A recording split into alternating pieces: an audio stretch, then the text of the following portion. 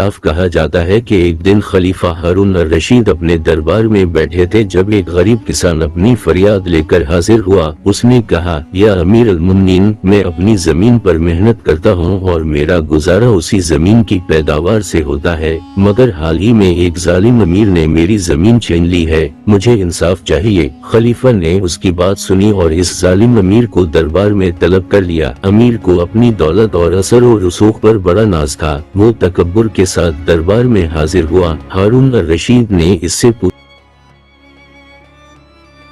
تم نے اس غریب کسان کی زمین کیوں چھینی؟ امیر نے بے پرواہی سے جواب دیا، یہ زمین میری ہے اور میرے پاس اس کا ثبوت بھی ہے۔ خلیفہ نے کسان سے پوچھا، تمہارے پاس اپنی زمین کا کوئی ثبوت ہے؟ کسان نے غمگین ہو کر کہا، یا امیر المومنین، میرے پاس کوئی تحریری ثبوت نہیں ہے، مگر اس زمین پر میں اور میرے آباء و اجداد کئی نسلوں سے کاشت کرتے آ رہے ہیں۔ ہارون الرشید نے کچھ دیر سوچا اور پھر حکم دیا کہ اس زمین کی حدود کی جگہ پر خیمہ نصب کیا جائے اور وہ خود وہاں جائے۔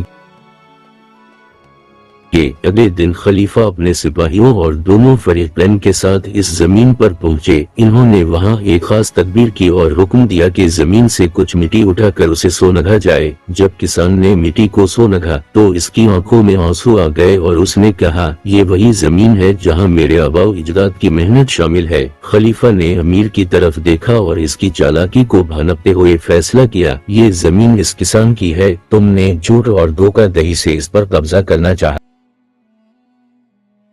تھا۔ ہارون الرشید نے امیر کو سزا دی اور کسان کو اس کی زمین واپس دلا دی۔ یوں خلیفہ نے اپنی حکمت و انصاف سے نہ صرف ایک غریب کی مدد کی بلکہ اپنی رعایا کے دل بھی جیت لیے۔ یہ کہانی خلیفہ ہارون الرشید کے عادلانہ کردار کو ظاہر کرتی ہے، جو ہمیشہ انصاف کے اصولوں کو ترجیح دیتے تھے۔